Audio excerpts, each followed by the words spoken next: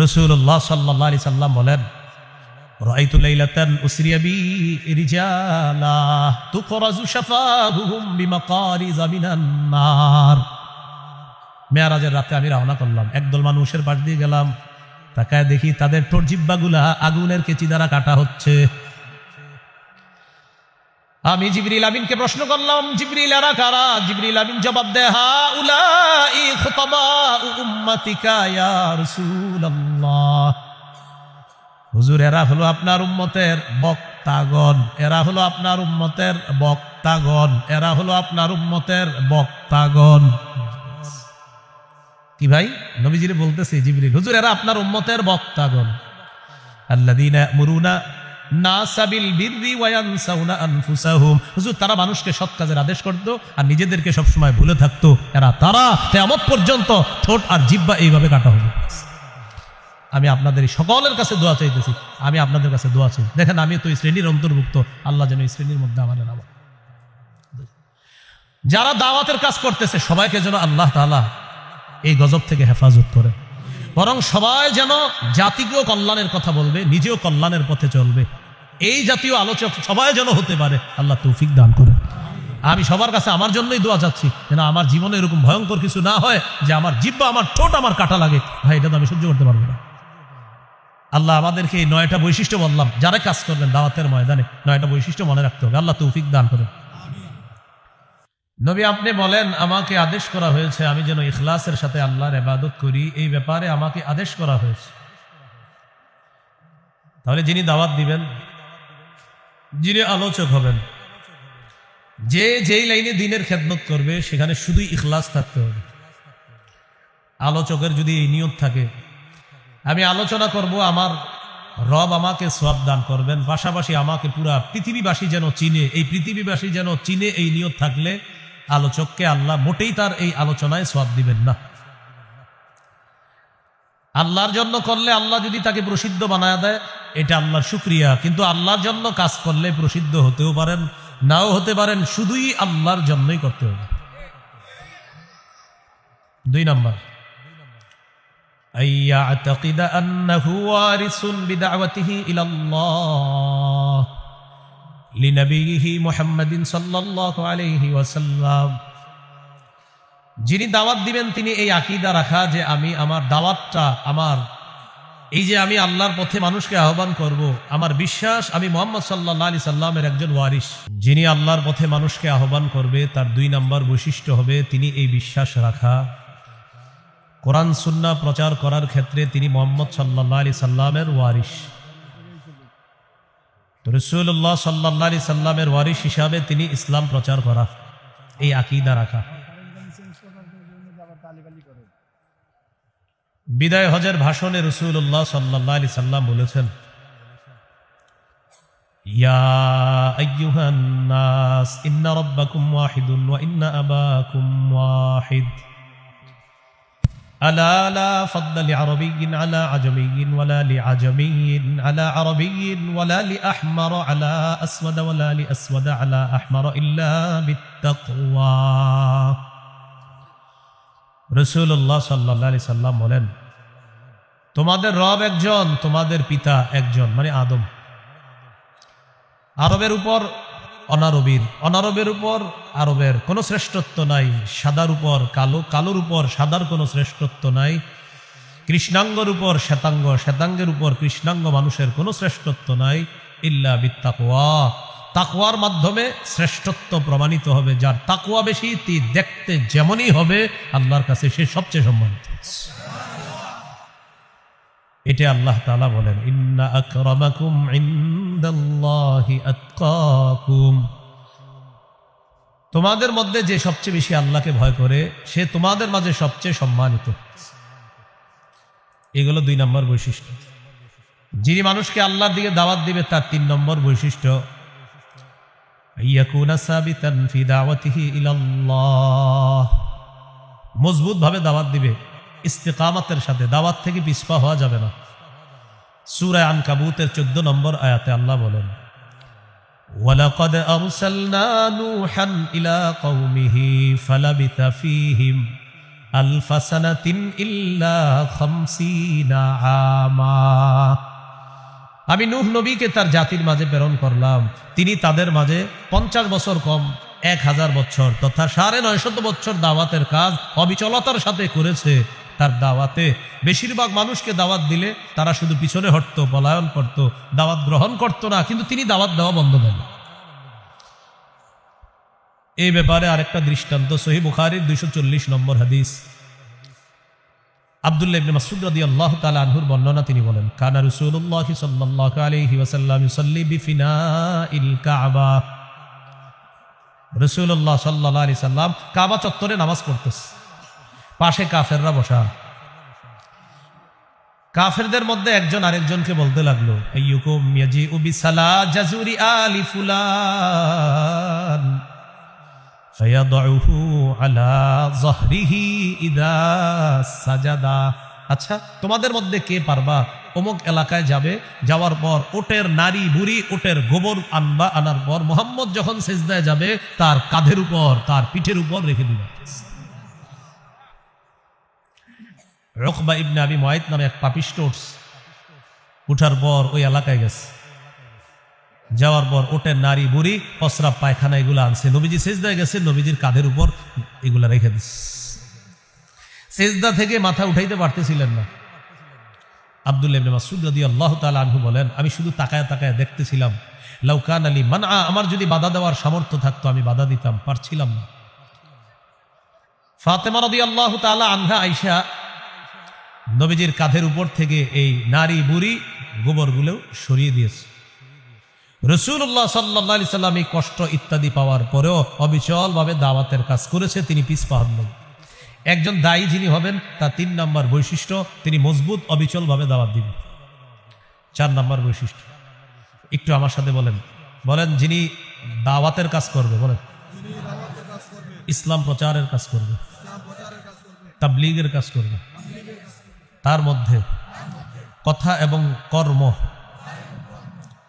এবং কর্মের কষ্ট সহ্য করার ক্ষমতা থাকতে হবে।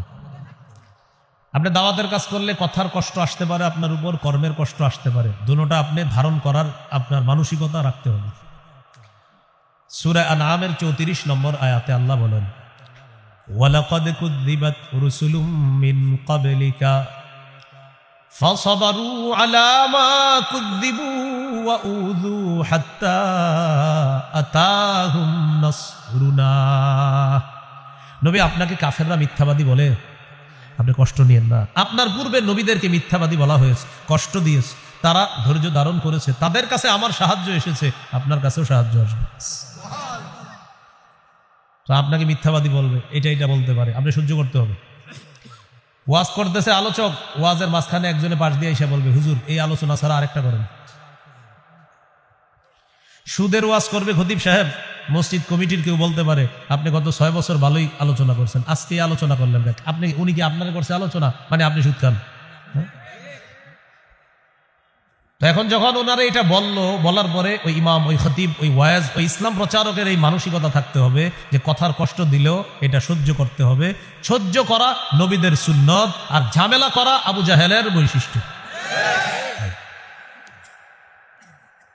কর্মের কষ্ট যেমন সহিহ বুখারীর বর্ণনা 4815 নম্বর হাদিস, রাসূলুল্লাহ সাল্লাল্লাহু আলাইহি সাল্লাম কাবা চত্বরে, তাকাইতে হবে আমার দিকে, কাবা চত্বরে নবীজি আছে, একজন কাফের আসছে, নাম উকবা ইবনে আবি মুআইত। ওই যে নবীজি সিজদার মধ্যে যাওয়ার পরে যে ওটের নারী বুড়ি পায়খানা দিছিল কাঁধে, যে ব্যক্তিটা, ওই লোকটাই কাবা চত্বরে আসছে। আসার পর দেখে নবীজির গলার মধ্যে একটা চাদর পেঁচাইছে, চাদর নবীজির গলায় চাদর পেঁচায়া, লাওয়াসাউবাহু ফি উনুকিহি ওয়া খানাকাহু বিহি খানকান শাদীদা, ধারালো চাদর নবীর গলায় পেঁচায়া 2 দিক থেকে টান দিস চাদর। ফাঁস লাগলে ওই ফাঁসির মানুষটা যেমন কষ্ট হয়, নবীজির ওই মুখের ভিতর থেকে কোনো আওয়াজ বের হচ্ছিল না, এইভাবে এত জোরে টান দিছে 2 দিক থেকে। আবু বকর সিদ্দিক রাদিয়াল্লাহু তাআলা আনহু আসার পর তাকে একটা ধাক্কা দিস, ওই কাফের ধাক্কা দেওয়ার পর বললেন, আতাকতুলুনা রাজুলান আইয়াকুলা রাব্বি আল্লাহ, একটা মানুষকে এই কারণে হত্যা করবা যিনি বলে আমার রব আল্লাহ। ওয়াকাদ জাআকুম বিল বাইয়িনাতি মির রাব্বিকুম, এই সপক্ষে তিনি তোমাদের কাছে প্রমাণও নিয়ে এসেছেন, এরপরে মানুষটাকে তোমরা হত্যা করবা? কর্মের কষ্ট নবীকে দেওয়া হলো, নবীর গলায় চাদর পেঁচিয়ে নবীকে হত্যা করার চেষ্টা করা হলো। নবীজি অবিচলভাবে দাওয়াতের কাজ চালিয়ে গেলেন।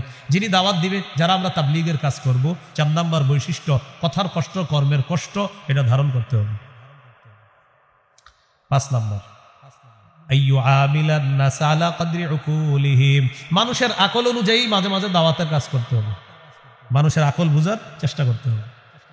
সহিহ বুখারীর 126 নম্বর হাদিস, নবীজির মন চাইতেছে কাবা ঘরটা সংস্কার করতে, নবীর মন চাইতেছে যে কাবাটা একটু আমি সংস্কার করব, এটা ভেঙে সুন্দরভাবে আবার এটা বানিয়ে 2টা দরজা করবে, এটা নবীর নিয়ত, মন চায়, কিন্তু করতেছে না।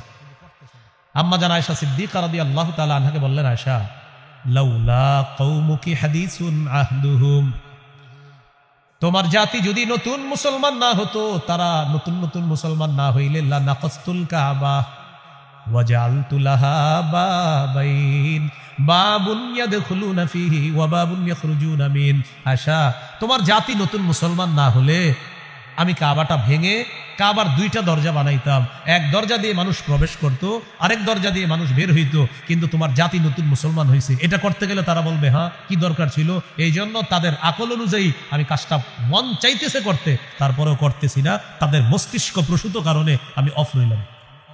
কি বোঝা গেল এখানে? নবী চাইতেছে 2টা দরজা বানাইতে, কিন্তু যারা নতুন মুসলমান হয়েছে তারা এখন বলবে এটা কাবা ভাঙা কি দরকার, এরকম বলতে পারে। নবী তাদের আকল অনুযায়ী চুপ থাকলেন, কাবাটা সংস্কার করলেন না। এই কাজটাই পরবর্তীতে আব্দুল্লাহ ইবনে জুবায়ের রাদিয়াল্লাহু তাআলা আনহু করেছিলেন। এখান থেকে কি বোঝা যায়? যারা ইসলাম প্রচারের কাজ করবে তারা জাতির মস্তিষ্ক বোঝার চেষ্টা করতে হবে। 6 নাম্বার, আইয়াকুনা আলিমান বিশরিয়াতিল্লাতী ইয়াদউ ইলাইহা, যারা জাতিকে দাওয়াত দিবে, ইসলাম প্রচারের কাজ করবে, দাওয়াত ও তাবলীগের কাজ করবে, তিনি যে বিষয়ে দাওয়াত দিবে ওই বিষয়ের জ্ঞান থাকতে হবে। আমি ঈমান ইয়াকিনের কথা বলবো ততটুকু বলবো যতটুকু আমি জানি, আমি গাশতের আদবে কথা বলবো ততটুকু যতটুকু আমি জানি, আমি একজন মানুষকে ইসলামের দাওয়াত দিব ঠিক ততটুকু যতটুকু আমার জানা আছে। হুজুর জানবো কিভাবে? আলেমদের থেকে জানতে হবে, উলামায়ে কেরামের সোহবতে থাকতে হবে, তাদের থেকে জেনে সঠিকটা বলতে হবে। আর তাদের সোহবতে না থাইকা যদি কোনো পথভ্রষ্ট মানুষের অনুসরণ করেন, সে নিজেও পথভ্রষ্ট হবে, আপনাকেও পথভ্রষ্ট করে ছাড়বে, এটা মাথায় রাখতে হবে। সেও কোরআনের অপব্যাখ্যা দিবে, হাদিসের অপব্যাখ্যা দিবে, আপনি তার অনুসরণে আপনি ওইটা মাইরা দিবেন, এবং এই জাতীয় মানুষ পাওয়াও যাবে খুঁজলে। আল্লাহ হেফাজত করেন। সূরা বানী ইসরাঈলের 36 নম্বর আয়াতে আল্লাহ বলেন, ইন্নাস সামআ ওয়াল বাসারা ওয়াল ফুআদা কুল্লু উলাইকা কানা আনহু মাসউলা, চোখ, কান, অন্তর, এগুলা সম্পর্কে জিজ্ঞাসা করা হবে। সূরা ইয়াসিনের 65 নম্বর আয়াতে আল্লাহ বলেন, আল-ইয়াওমা নাখতিমু আলা আফওয়াহিহিম, আজ আমি তাদের মুখে মোহর মেরে দিব। ওয়া তুকাল্লিমুনা আইদিহিম, তাদের হাত আমার সাথে কথা বলবে। ওয়া তাশহাদু আরজুলুহুম বিমা কানু ইয়াকসিবুন, তাদের পা সাক্ষী দিবে তারা কি কি করছে। রাসূলুল্লাহ সাল্লাল্লাহু আলাইহি সাল্লাম বললেন, সূরা হামিম আস-সাজদা 20-21 নম্বর আয়াত, 24 পারা 17 নম্বর পৃষ্ঠা 18। ভাই এত আওয়াজের বয়ান হলে আমার আবার দাওয়াত দিয়েন না, আওয়াজ নিয়ন্ত্রিত করতে হবে, জাতিকে কষ্ট দেওয়া যাবে না মাইক দিয়ে। আশেপাশের অসুস্থ ব্যক্তিদেরকে যদি কষ্ট দেন আমার ওয়াজের সময়, তো আমার দাওয়াত দেন না। আমার বয়ানে কোনো অসুস্থ ব্যক্তি যেন কোনো কষ্ট না পায়, এটা মাথা রাখতে হবে আপনার। এই জন্য আপনারা কতগুলো মানুষ আছেন এখানে, তো আপনারা বয়ানটা শুনলেই তো হয়, কেন পুরো দুনিয়ারে শেষ করে দিতে হবে বলেন? আশেপাশে কত মানুষ এখন ফোনে কথা বলবে, প্রয়োজনীয় কথা, তার কথাও তো ডিস্টার্ব হবে। আপনি দেখি একটু মাইকের সামনে কথা বলেন না, আপনার ছেলে বিদেশ থেকে ফোন দিলে। আপনারা আগে পরে সাউন্ড বাড়াবেন কিনা আমি জানি না, আমার বয়ানের সময় এমন কাজ করবেন না যেটা কোনো মানুষের ক্ষতি হবে, আর বান্দার হক নষ্ট করে আমার আল্লাহর সামনে দাঁড় করাবেন না, মনে রাখবেন। সূরা হামিম আস-সাজদা 20-21 নম্বর আয়াত, 24 পারার 17 নম্বর পৃষ্ঠা 18 নম্বর পৃষ্ঠা। আল্লাহ তাআলা বলেন, হাত্তা ইযা মা জাউহা শাহিদা আলাইহিম সামউহুম ওয়া আবসারুহুম ওয়া জুলুদুহুম বিমা কানু ইয়ামালুন, সেদিন যখন তারা আগুনের সামনে যাবে, তাদের কান, তাদের চোখ, তাদের চামড়া তাদের বিরুদ্ধে সাক্ষী দিবে। ওয়াকালু লিজুলুদিহিম লিমা শাহিদতুম আলাইনা, তারা সেদিন চামড়াকে বলবে, কিরে চামড়া তুইও সাক্ষী দিলি আমাদের বিরুদ্ধে। চামড়াকে বলবে মানুষ, না আপনি আপনার চামড়াকে বলবে, ও চামড়া তুই আজকে সাক্ষী দিলি আমার বিরুদ্ধে। একটু ভাবেন, চামড়ার দিকে তাকাবেন আর ভাববেন এই চামড়া আপনার বিরুদ্ধে সাক্ষী দিবে। তখন চামড়া কি করবে জানেন? চামড়া কথা বলা শুরু করবে। সুবহানাল্লাহ। চামড়া জবাব দিবে, আনতাকাল্লাহুল্লাযী আনতাকা কুল্লা শাই, যে আল্লাহ সবকিছুকে চাইলে কথা বলাইতে পারেন, ওই আল্লাহ আমি চামড়াকে আজকে বাক শক্তি দিয়ে দিয়েছে তোমার বিরুদ্ধে কথা বলার জন্য। তাহলে যিনি দায়ী হবে তিনি বুঝে শুনে কথা বলতে হবে। ধরে নেন এইখানে আপনারা কতজন মানুষ হবে হুজুর? আনুমানিক 1000, আরো বেশি হবে। তো 1000ই ধরে নেন। আমি যদি আজকে আপনাদের সামনে 1 মিনিট ওয়াজ করতাম, 1 মিনিট ওয়াজ করে চলে যেতাম, তাহলে 1 মিনিটকে 1000 করলে 1000 মিনিট, মানে আপনারা প্রত্যেক জনের 1 মিনিট করে কয় হাজার মিনিট? 1000। 2 মিনিট করলে 2000, 3 মিনিট করলে 3000, 5 মিনিট করলে 5000, 10 মিনিট করলে 10,000। ধরে নেন আজকে আমি আপনাদের 1000 মানুষের সামনে 10 মিনিট ওয়াজ করে চলে গেলাম। প্রতিজনের 10 মিনিট করে 1000 10-এ হয় 10,000 মিনিট। এই 10,000 মিনিটের হিসাব আমি আল্লাহর কাছে দিতে হবে। যে তুমি যে জাতির সামনে কথা বললা, প্রত্যেকটা বান্দা আমার বান্দারা ছিল, 1000 বান্দা ছিল, তুমি 10 মিনিট ওয়াজ করছো। আরে বলো তুমি কি কি বলছো, তোমার জবান দিয়ে তুমি তাদের সামনে কি বলছো, হিসাব দাও আমি আল্লাহর কাছে। তাহলে আধা ঘন্টা মিথ্যা কথা বলে হাসানো আপনাদেরকে, এরকম আলোচনাও তো হয়, সেটার কি হবে বলেন? তিরমিজির 2616 নম্বর হাদিস, রাসূলুল্লাহ সাল্লাল্লাহু আলাইহি সাল্লাম বলেন, কুফা আলাইকা হাযা, এটা নিয়ন্ত্রণ করবা। সাহাবী বললেন, ইন্না লা মুআখাযুনা বিমা নাতাকাল্লাম, হুজুর জিহ্বার কারণেও কি আমরা ধরা খাবো? রাসূলুল্লাহ সাল্লাল্লাহু আলাইহি সাল্লাম বললেন, হাল ইয়াকুবুন নাসা ফিন-নারি আলা ওয়ুজুহিহিম আও আলা মানাখিরিহিম ইল্লা হাসাইদু আলসিনাতিহিম, বেশিরভাগ মানুষ শুধু জিহ্বার অপরাধে মাথাটা নিচে পা উপরের দিকে দিয়ে ধাক্কাইতে ধাক্কাইতে জাহান্নামে নিক্ষেপ করা হবে, শুধু জিহ্বার অপরাধে। ভাই কিসের অপরাধ? হ্যাঁ, জিহ্বার অপরাধ। আল্লাহ আমাদেরকে হেফাজত করেন। রাসূলুল্লাহ সাল্লাল্লাহু আলাইহি সাল্লাম বলেন, মাইয়াজমান লিমা বাইনা লাহইহি ওয়া মা বাইনা রিজলাইহি, কেউ যদি জিহ্বা আর লজ্জাস্থান এই 2 অঙ্গ দিয়ে সে গুনাহ করে না, এই নিরাপত্তা নিশ্চয়তা দিয়ে দেয়, আজমান লাহুল জান্নাহ, আমি তাকে জান্নাতে নেওয়ার জিম্মাদার হয়ে যাব। তাহলে যিনি দায়ী হবেন, যিনি আলোচক হবেন, তার মাথায় রাখা আমি যা বলতেছি এটার হিসাব আল্লাহর কাছে দিতে হবে, এবং আমি জেনে বুঝে সঠিকটা বলতে হবে। এরপরেও যদি আপনাদের সামনে আমি ভুল বলে ফেলি, কোনো আলেম যদি আমার সেই ভুল ধরিয়ে দেয়, আমি মেনে নেওয়া আর আমার ভক্তরাও এটা মেনে নেওয়া। কিন্তু বর্তমানে কোনো আলেম যদি ভুল ধরিয়েও দেয়, তিনিও মানে না, ভক্তরাও মানতে চায় না। এটা আমাদের একটা বদকিসমতি। না, আমি যারে মহব্বত করি, হুজুর ভুল করতে পারে না, আরিফ বিন হাবিব ভুল করবে, এটা হতেই পারে না। এরকম আমার এক জাতীয় ভক্ত আছে, আপনারা আমার ভক্ত না, শত্রু। আমার ভুল হবে না তো কার ভুল হবে? অবশ্যই ভুল হবে। সেই ভুল আলেমরা ধরিয়ে দিবে, সেটা আমি শুধরে নিতে হবে। যদিও আমি বিশ্ব আমির হই, আমার যদি ভুলও হয় আর ওলামায়ে কেরাম যদি সেই ভুল ধরিয়ে দেয়, আমি মেনে নেওয়া এবং আমার অনুসারীরা মেনে নেওয়ার নাম হবে বুদ্ধিমানের কাজ, আর মেনে না নেওয়ার নাম হবে পথভ্রষ্টতা, গোমরাহি, জাহান্নামের কাজ। এই হলো 6 নাম্বার, যিনি দাওয়াত দিবে তার গুণ। 7 নাম্বার বৈশিষ্ট্য হবে, যিনি দাওয়াত দিবে তিনি উম্মতের কল্যাণকামী হতে হবে। প্রত্যেকটা মানুষ আমার সামনে যারা আছেন, আমি আপনাদের কল্যাণ কামনা করতে হবে। আমি এখানে আসার পর দেখেন আপনার প্রত্যেকে যারা দাঁড়িয়ে আছেন, বসে আছেন, সবার কল্যাণ কামনা করা, এটা আমার গুণ, বৈশিষ্ট্য থাকতে হবে। আপনারা আমার সাথে যদি খারাপ আচরণও করেন, কিন্তু আমি আপনাদের কল্যাণ কামনা করতে হবে, এটা একজন দায়ীর গুণ থাকতে হবে। আর খারাপ আচরণের ব্যাপারে তো বললাম, দায়ীর সাথে কথার কষ্ট হতে পারে, কর্মের কষ্ট হতে পারে, এটা তার সহ্য করতে হবে। সহিহ বুখারীর 57 নম্বর হাদিস, عن جرير بن عبد الله رضي الله تعالى عنه قال بايعت رسول الله صلى الله عليه وسلم على إقام الصلاة وإيتاء الزكاة والنصح لكل مسلم। জারির ইবনে আব্দুল্লাহ বলেন, আমি আল্লাহ রাসূলের কাছে বায়াত হলাম এই মর্মে, আমি নামাজ কায়েম করব, যাকাত আদায় করব, সারা পৃথিবীর সমস্ত মুসলমানের কল্যাণ কামনা করব, এই মর্মে আমি নবীর কাছে বায়াত হলাম। প্রত্যেকটা মুসলমানের কল্যাণ কামনা করতে হবে। 8 নাম্বার, যিনি দায়ী হবে, দাওয়াত দিবে, তিনি যাদেরকে দাওয়াত দিবে তাদের হেদায়েতের দোয়া করতে হবে। আমি আপনাদের এখান থেকে চলে যাওয়ার পরেও অন্য এলাকায় গিয়ে আমার দায়িত্ব কর্তব্য আপনাদের জন্য দোয়া করা, যেখানেই থাকি সবার জন্য দোয়া করতে হবে। এই জন্য আমি আমার প্রত্যেক দিনের সর্বশেষ দোয়ায় আমি বলি, আল্লাহ আমার সামনে যারা বসা, আমি যাদের সামনে বসি, আল্লাহ এই পৃথিবীর যত মানুষের সামনে আমি বসেছি, যারা আমার সামনে বসেছে, যাদের কাছে আমি কোরআন সুন্নাহর 2-4টা কথা প্রচার করেছি, আল্লাহ আমার মা, আমার বাবা, আমার উস্তাদ, আমার ছাত্র ভাই, আমার কলিগ সহপাঠী, সবার সাথে আপনি আমাকে জান্নাতে দেখা করায় দিন। এই দোয়াটা আমি প্রতিদিন সর্বশেষ দোয়া হয়, আমি চেষ্টা করি সবার জন্য দোয়া করতে, কারণ এটা দায়িত্ব, যিনি দাওয়াত দিবে তার দায়িত্ব, কর্তব্য, দোয়া করতে হবে। সহিহ বুখারীর বর্ণনা 2937 নম্বর হাদিস, 2937। এই হাদিসের মধ্যে আছে রাসূল সাল্লাল্লাহু আলাইহি সাল্লামকে বললেন, হুজুর ইন্না দাউসান আসদ, দাউস গোত্র, বলেন কি গোত্র? দাউস একটা এলাকা, এই দাউস গোত্র আসদ নাফরমান, এরা নাফরমানি করছে, হুজুর তাদের বিরুদ্ধে বদদোয়া করেন। নবীজি বললেন আল্লাহুম্মা হদি দাউসা, আল্লাহ দাউস গোত্রকে আপনি হেদায়েত দিয়ে দেন। সুবহানাল্লাহ। নবীকে বললেন ইয়া রাসূলুল্লাহ, দাউস গোত্রের বিরুদ্ধে বদদোয়া করেন। আল্লাহ নবী বললেন আল্লাহুম্মা হদি দাউসা, আল্লাহ দাউসকে আপনি হেদায়েত দিয়ে দেন। ওয়াতি বিহিম, এবং তাদেরকে আপনি ইসলামের ছায়াতলে নিয়ে আসেন। সুবহানাল্লাহ। আপনার দাউসকে আল্লাহ হেদায়েত দিয়ে দেন আর দাউসকে ইসলামের পতাকা তলে নিয়ে আসেন। নবীরে বললেন বদদোয়া করেন, নবী করে দিলেন দোয়া। সুবহানাল্লাহ। এটা দায়ের 8 নম্বর বিল। বুখারীর বর্ণনা, মুসলিমেরও বর্ণনা, তায়েফের ময়দানে রক্তাক্ত করার পর পড়ে আছে আম্মাজান আয়েশা সিদ্দিকা রাদিয়াল্লাহু তাআলা আনহাকে বলেন, আয়েশা আমি তো বেহুশ, হঠাৎ হুশ ফিরে আসার পর দেখি ফাইদা আনা বিকারনি তাআলিম, আমি এক জায়গায় উপরের দিকে তাকাইলাম, তাকায় দেখি জিবরিল আমিন আমাকে তার ডানা দিয়ে ছায়া দিয়ে রাখছে। ওই মুহূর্তে জিবরিল আমাকে বলতেছে, হাবিব একজন ফেরেশতা নিয়ে আসছে। কে এটা? আপনারে সালাম দিব। তো এই ফেরেশতা নবীজিকে সালাম দিলেন। সালাম দেওয়ার পর বললেন, হুজুর আমি পাহাড়ের দায়িত্বে নিয়োজিত ফেরেশতা, আল্লাহ আমাকে আপনার কাছে পাঠাইছে। কেন?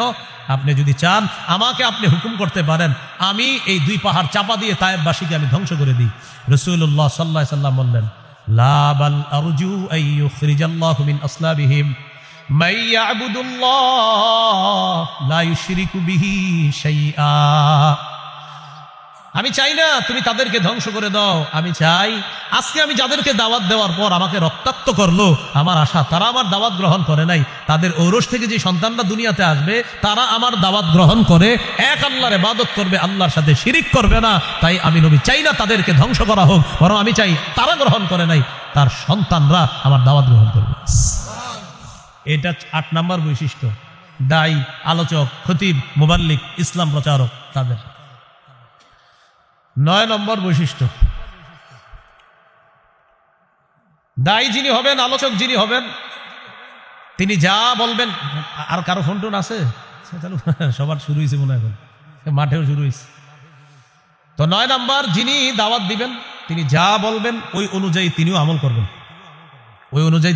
আমল করবেন, সূরাতুস সফফি 2-3 নম্বর আয়াতে আল্লাহ বলেন, ইয়া আইয়ুহাল্লাযীনা আমানু লিমা তাকুলুনা মা লা তাফআলুন, হে ঈমানদারগণ এমন কথা কেন বলো যা নিজেরা করো না। কাবুরা মাকতান ইনদাল্লাহ আন তাকুলু মা লা তাফআলুন, তোমরা যা করো না সেটা বলা যাবে। 30-40 জন মোটরসাইকেল, কয়জন? 30-40 জন, এই গ্রামগঞ্জে দেখা যায় বেশি। মাগরিবের সময় রিসিভ করতে গেছে, রিসিভ করতে যাওয়ার পর আপনার মাগরিব চলতেছে, এরা মাগরিবে ঢুকে না। এটা আপনাদের এলাকার কেউ করেন এমন না, পৃথিবীতে হয় এরকম ঘটনা। তো যাই হোক, মাগরিব চলতেছে, ওনারা মসজিদে যায় না। কেন যায় না জানেননি? মাগরিব যাক, হুজুর না যাক, হুজুর একটু পরে আসবে, হুজুরকে আমরা রিসিভ করব। সামনে 15টা মোটরসাইকেল, পিছনে 15টা, মাঝখানে হুজুরের গাড়িটা থাকবে, একজন ভিডিও করবে। আগামীকাল এটা ফেসবুকে আমরা দিব, আরিফ বিন হাবিবের সাথে কাটানো কিছু মুহূর্ত, এটা আমরা লিখবো ফেসবুক। এই যে আপনারা মাগরিব পড়লেন না, যে মাগরিবটা যে পড়লো না, এখন আপনারা আমাকে একটু বলেন, মাহফিল বড় না মাগরিব বড়? আলোচক বড় না মাগরিব বড়? তো এটা কেমনে আমরা করলাম? আপনি আলোচকরে ফোন দিয়ে দেন, হুজুর মাগরিবের সময় হয়েছে, আমরা আপনাকে রিসিভ করতে আসছি, আমরা মসজিদে মাগরিব পড়তে ঢুকলাম, আপনি যদি চলে আসেন এই মসজিদে মাগরিবটা পড়েন, আর যদি অন্য কোথাও মাগরিব পড়েন হুজুর ওই মসজিদটা আপনি আসার সময় দেখবেন ডান দিকে একটা রাস্তা ঢুকছে, ওখানে একটা মসজিদ আছে, ওখানে আমরা মাগরিবের নামাজটা পড়তেছি, বাস এটা বলে দিলি তো হয়ে গেল। কিন্তু আপনার চিন্তা করে হুজুরে বললে কি জানি, আরে নামাজের কথা হুজুরে বললে তিনি আবার কি মনে করবে? তিনি আল্লাহর চেয়ে বড় নাকি? হ্যাঁ, যে হুজুর নামাজের কথা বললে কিছু মনে করবে তাকে আনাই তো দরকার নেই, তিনি কিছু মনে করবে কেন? এটা একটা গেল। আরেকটা, মাগরিবের পরে আমার ওয়াজ আছে, মনে করেন আমার আলোচনা আছে, এখন চিন্তা করতেছি মাগরিব পড়বো না আলোচনা ধরবো, মাগরিব পড়বো না আলোচনা ধরবো। হ্যাঁ, ওই আপনার মাগরিবের পর আলোচনা এটা কইরা আবার আরেক জায়গায় যাইতে হইব আপনার টিউশনি। তো আপনার মাগরিব পড়লাম, এখন কথা হলো মাগরিবের পর বয়ান আছে, মাগরিব পড়তে গেলে বয়ানটা একটু দেরি হয়ে যাবো, আবার এলাকাবাসী কি কয়, কর্তৃপক্ষ কি কয়, এই টেনশনে মনে করেন আমি আমাকেই বলছি মাগরিবটা পড়লাম না। ছি ছি, এটা কোনো কথা? আতা'মুরুনা আন-নাসা বিল বির ওয়া তানসাউনা আনফুসাকুম, তুমি একটু পরে মানুষকে নামাজ পড়তে বলবা আর নিজে নামাজটা বললা না। মানুষকে সৎ কাজের আদেশ করো আর নিজেদেরকে ভুলে যাও, আল্লাহ তাআলা বললেন। এবার একটা হাদিস শোনায় আপনাদেরকে, যদি পারেন আরো 10 জনকে শোনায়া দিবেন। হাদিসটা বাংলায়ও বলবো, আমি আরবিটাও বলছি। রাসূলুল্লাহ সাল্লাল্লাহু আলাইহি সাল্লাম বলেন, রাআইতু লাইলাতান উসরিয়া বি রিজালা তুকরাজু শাফাহুম বিমাকারিযা মিনান নার। মেরাজের রাতে আমি রওনা করলাম, একদল মানুষের পাশ দিয়ে গেলাম, তাকায় দেখি তাদের ঠোঁট জিহ্বাগুলা আগুনের কেচি দ্বারা কাটা হচ্ছে। আমি জিবরিল আমিনকে প্রশ্ন করলাম, জিবরিল এরা কারা? জিবরিল আমিন জবাব দেয়, হাউলাই খুতাবাউ উম্মতিকা ইয়া রাসূলুল্লাহ। হুজুর, এরা হলো আপনার উম্মতের বক্তাগণ, এরা হলো আপনার উম্মতের বক্তাগণ, এরা হলো আপনার উম্মতের বক্তাগণ। কি ভাই, নবীজিরে বলতেছে জিবরিল, হুজুর এরা আপনার উম্মতের বক্তাগণ। আল্লাযীনা ইয়া'মুরুনা নাসা বিল বিররি ওয়া ইয়ানসাউনা আনফুসাহুম, হুজুর তারা মানুষকে সৎ কাজের আদেশ করত আর নিজেদেরকে সবসময় ভুলে থাকতো। এরা তারা কিয়ামত পর্যন্ত ঠোঁট আর জিহ্বা এইভাবে কাটা হবে। আমি আপনাদের সকলের কাছে দোয়া চাইতেছি, আমি আপনাদের কাছে দোয়া চাই। দেখেন আমি তো এই শ্রেণীর অন্তর্ভুক্ত, আল্লাহ যেন এই শ্রেণীর মধ্যে আমার নামা। যারা দাওয়াতের কাজ করতেছে সবাইকে যেন আল্লাহ তাআলা এই গজব থেকে হেফাজত করে, বরং সবাই যেন জাতিকেও কল্যাণের কথা বলবে, নিজেও কল্যাণের পথে চলবে, এই জাতীয় আলোচক সবাই যেন হতে পারে। আল্লাহ তৌফিক দান করে। আমি সবার কাছে আমার জন্যই দোয়া চাচ্ছি, যেন আমার জীবনে এরকম ভয়ঙ্কর কিছু না হয় যে আমার জিহ্বা, আমার ঠোঁট আমার কাটা লাগে। ভাই, এটা তো আমি সহ্য করতে পারবো না। আল্লাহ আমাদেরকে এই 9টা বৈশিষ্ট্য বললাম, যারা কাজ করবেন দাওয়াতের ময়দানে 9টা বৈশিষ্ট্য মনে রাখতে হবে। আল্লাহ তৌফিক দান করেন। তো পড়ছিলাম আলিফ লাম মিম সূরা বাকারা, মনে আসেনি? আচ্ছা, এখন দেখেন, কোরআন বুঝে পড়লেও সওয়াব আছে, না বুঝে পড়লেও সওয়াব আছে। কেউ যদি বলে কোরআন না বুঝে পড়লে কোনো ফায়দা নাই, কোনো উপকার নাই, কথাটা ঠিক না। কেন ঠিক না? দেখেন আল্লাহ তাআলা বলেন আলিফ লাম মিম। আলিফ লাম মিম, এটার অর্থ কি আল্লাহ ছাড়া কেউ জানে না। আল্লাহু আ'লামু বিমুরাদিহি বিযালিক, এটার অর্থ একমাত্র আল্লাহই ভালো জানেন। এখন যদি বলেন অর্থ না বুঝে পড়লে কোনো সওয়াব নাই, তাহলে আলিফ লাম মিম এটার কি কোনো সওয়াব নাই? আছে সওয়াব? তো অর্থ তো জানি না। আলিফ লাম মিম এটার অর্থ জানি তো সওয়াব আছে না? তো অর্থ না জানলে না বলে লাভ নাই। অর্থ না জানলে না বলে আপনি লাভ নাই বললেন, তো অর্থ না জানলে যদি লাভ না থাকে তো আলিফ লাম মিমের কি হবে সেটা বলেন। তিরমিজির হাদিস 2910 নম্বর হাদিস, قال رسول الله صلى الله عليه وسلم من قرأ حرفا من كتاب الله فله به حسنة والحسنة بعشر أمثالها। নবীজি বলেন, কোরআনের একটা অক্ষর যদি কেউ তেলাওয়াত করে সাথে সাথে তার আমলনামায় 10টা নেকি লিপিবদ্ধ হয়ে যায়।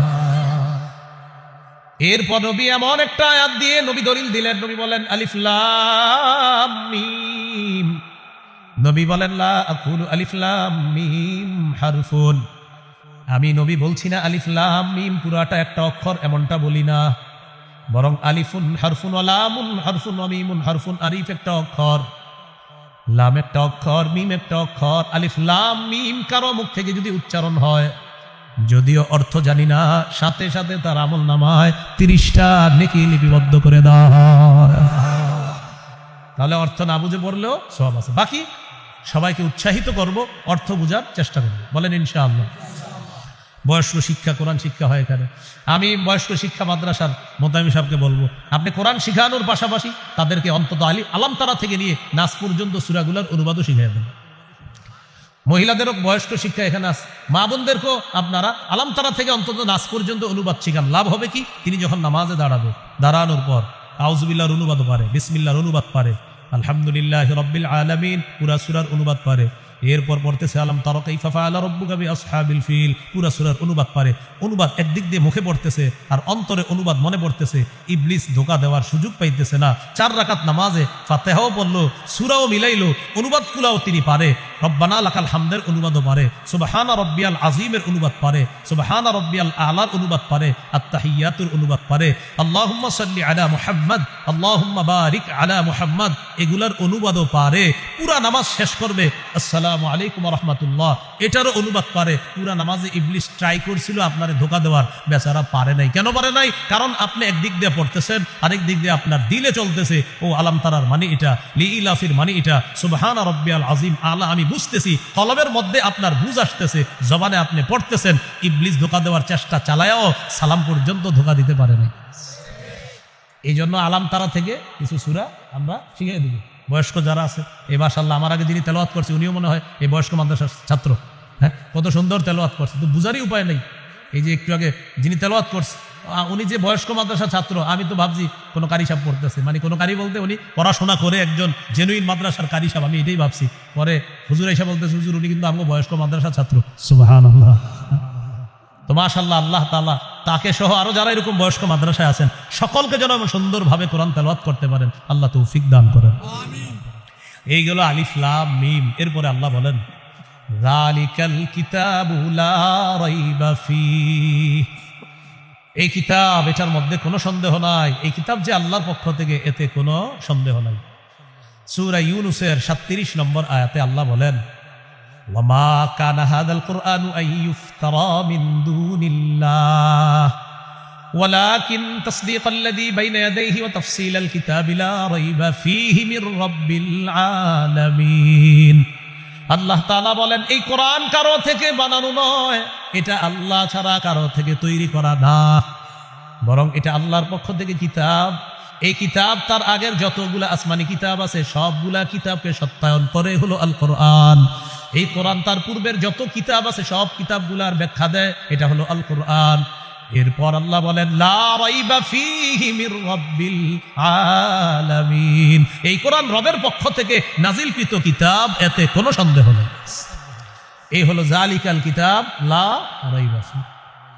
সূরা বাকারা 23 নম্বর আয়াত, এক পারা 3 নম্বর পৃষ্ঠায় আছে। দেখেন আল্লাহ কি বলে ওয়া ইন কুনতুম ফী রাইবিম মিম্মা নাযালনা আলা আবদিনা ফাতু বিসূরাতিম মিন মিথলিহি, যদি তোমরা সন্দিহান হও আমার নবী মুহাম্মদ সাল্লাল্লাহু আলাইহি সাল্লাম আমার বান্দার উপরে যে কোরআন আমি নাজিল করেছি এই ব্যাপারে যদি সন্দিহান হও, তাহলে কোরআনের সূরার মতো একটা সূরা বানায় দেখা দাও। পারবে? বলেন সবাই পারবে?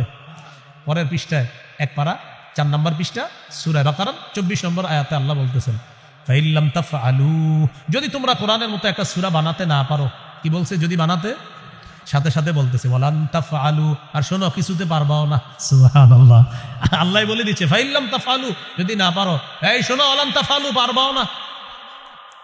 কি বলছে? যদি না পারো, সাথে সাথে কি বলতেছে? কিছুতে পারবাও না।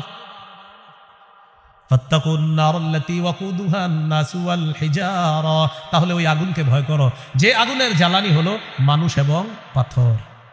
তাহলে এই কোরআনে কোনো সন্দেহ নেই। সূরা আলিফ লাম মিম আস-সাজদা 2 নম্বর আয়াতে আল্লাহ বলেন আলিফ লাম মিম তানজিলুল কিতাবি লা রাইবা ফীহি মির রাব্বিল আলামিন।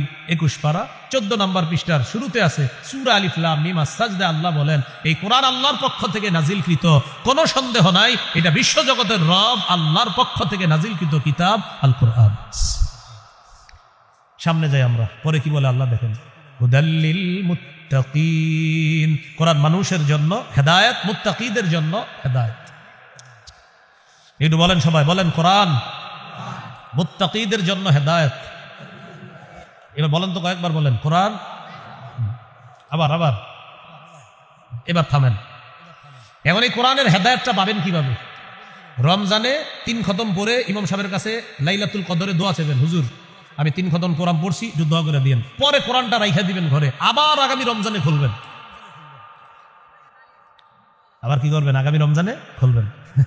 তো এইভাবে আপনি হেদায়েত কামনা করবেন। কোরআন ডেলি পড়তে হবে।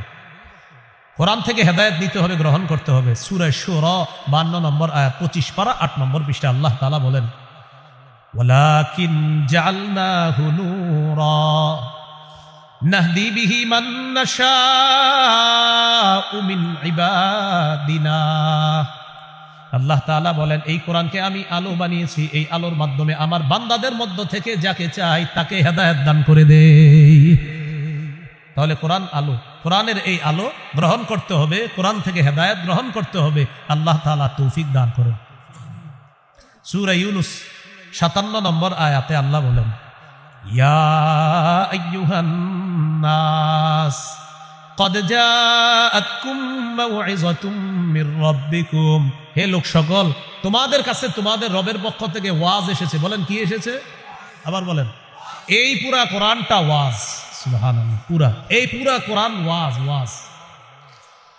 এরপরে আল্লাহ বলেন, ওয়া শিফাউল লিমা ফিস সুদূর, অন্তরের রোগের আরোগ্য এই কোরআন। শুধু অন্তরের রোগের আরোগ্য না, শারীরিক রোগেরও আরোগ্য কোরআন। সাহাবায়ে কেরাম এক জায়গায় গেছে, খাবার শেষ হয়ে গেছে, খ্রিস্টান পল্লীর কাছে গেছে, তাদেরকে বললো, আমাদেরকে একটু মেহমানদারির ব্যবস্থা করা যায়? বললো না। তাদের লিডারে বিচ্ছু কামড় দিছে। কামড় দেওয়ার পর কবিরাজ, ডাক্তার ইত্যাদি আনে, কোনো কাজ হয় না। তারা বলা বলি করতে লাগলো, মুসলমানদের কাছে যাই, দেখি কোনো ব্যবস্থা করা যায় কিনা। মুসলমানদের আমির সাহেবের কাছে এসে বললো, আফিকুম রাকিম, তোমাদের মাঝে কোনো ঝাড়ফুঁক করে এমন কেউ আছে? আমির সাহেব বললেন, হ্যাঁ আছে, আমি ঝাড়ফুঁক করি, আমি ঝাড়ফুঁক করতে পারি, আমি ফু দিতে পারি, কিন্তু ঝাড়ফুঁক করবো না। কি করবো না? কেন? খাবার চাইছিলাম, ব্যবস্থা করছো? তারা বলল, তুমি যদি ফু দাও, যদি আমাদের লিডার ভালো হয়ে যায়, 30টা বকরি দিন। কয়টা বকরি? তিনি গেলেন, যাওয়ার পরে কি যেন বললেন, পুরা লিডারের গায়ে ফু দিছে, ভালো হয়ে গেছে। বকরি 30টা পেয়ে গেছে। বকরি পাওয়ার পর সাহাবায়ে কেরামের মধ্যে বলা বলি করতে লাগলো, আচ্ছা বকরি তো আনলাম, এখন খাওয়া যায় যাচ্ছে কিনা, এই মাসালা তো জানি না। ফু দিয়ে যে বকরি আনলাম, এখন খাওয়া যায় যাচ্ছে কিনা। রাসূলুল্লাহ সাল্লাল্লাহু আলাইহি সাল্লামের কাছে গেছে। যাওয়ার পর রাসূলুল্লাহ সাল্লাল্লাহু আলাইহি সাল্লামকে বললেন, হুজুর, এরকম আমরা ফু দিলাম, ফু দেওয়ার পর আল্লাহ তাআলা রোগীকে ভালো করে দিছে। ভালো করার পর তখন আমাদেরকে 30টা বকরি দিছে। এখন এই বকরি খাওয়া জায়েজ আছে কিনা এটা তো জানি না, মাসালা জিজ্ঞাসা করার জন্য আপনার কাছে আসছে। রাসূলুল্লাহ সাল্লাল্লাহু আলাইহি সাল্লাম বললেন, তুমি কি পয়রা ফু দিছো বলো তো? হুজুর সূরা ফাতিহা পড়ে ফু দিছি, ভালো হয়ে গেছে। রোগীকে আল্লাহ ভালো করে দিছে। 7 বার সূরা ফাতিহা পড়ে এরকম পানিতে ফু দিয়ে খাবেন, পেট ব্যথা ভালো হয়ে যাবে ইনশাআল্লাহ। যে রোগ আছে আপনার সন্তানের শরীরে, ওই রোগের জন্য আপনি এটা করবেন, ইনশাআল্লাহ আল্লাহ ভালো করে দিবে। হ্যাঁ, নবীজি বললেন, এখন কি করতে আসছো? হুজুর বকরি পাইছি, কি করবো এখন? নবীজি বললেন, তোমরাও খাও, আমার জন্য রাখো। তোমরাও খাও, আমার জন্য রাখো। এতে বোঝা যায় কোরআন আরোগ্য, কোরআন শিফা। এরপরে আল্লাহ বলেন, ওয়াহুদাও ওয়া রাহমাতুল লিল মুমিনিন, কোরআন হেদায়েত, কোরআন মুমিনদের জন্য রহমত। তো এখন এই কোরআন থেকে আমরা হেদায়েত, রহমত, শিফা এটা গ্রহণ করার জন্য প্রতিনিয়ত কোরআন তেলাওয়াত করতে হবে। আল্লাহ তৌফিক দান করুন। তিরমিজির বর্ণনা 2909 নম্বর হাদিস, রাসূলুল্লাহ সাল্লাল্লাহু আলাইহি সাল্লাম বলেন, খায়রুকুম মান তাআল্লামাল কুরআনা ওয়া আল্লামা, তোমাদের মধ্যে সর্বোত্তম ওই ব্যক্তি যে কোরআন শিখে অন্যকে শিখায়। সহিহ বুখারীর বর্ণনা 5011 নম্বর হাদিস, এক ব্যক্তি কানা রাজুলুন ইয়াকরাউ সূরাতাল কাহফি, এক সাহাবী রাতের বেলা সূরা কাহফ পড়তেছে। তাগাশাতহু সাহাবা, আকাশের মেঘখণ্ড আসছে বাড়ির উপরে। মেঘখণ্ড আসার পর তিনি কোরআন তেলাওয়াত করে, আকাশের মেঘখণ্ড তার বাড়ির উপরে, আর পাশে তার ঘোড়াটা খালি লাফায়, ঘোড়া লাফায়।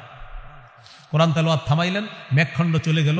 পরের দিন নবীর কাছে আসার পর বললেন, ইয়া রাসূলুল্লাহ, রাতে কোরআন তেলাওয়াত করতেছিলাম, একটা মেঘখণ্ড দেখলাম বাড়ির উপরে আসছে। হুজুর ব্যাপারটা বুঝলাম না। নবীজি বললেন, তিলকা সাকিনাতু তানাজ্জালাত বিল কোরআন, তুমি কোরআন পড়ার কারণে আসমান থেকে প্রশান্তি, সাকিনা নাজিল হয়েছে, এটা স্বচক্ষে আল্লাহ তোমাকে দেখায় দিয়েছে।